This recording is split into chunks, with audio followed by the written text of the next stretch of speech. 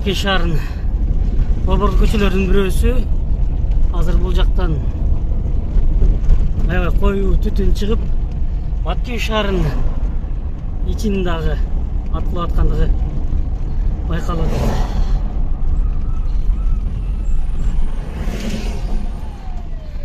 Өрт өчкүрүүч кетип баратат.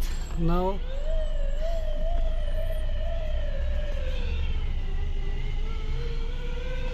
Баткен шаарынын ичинде дагы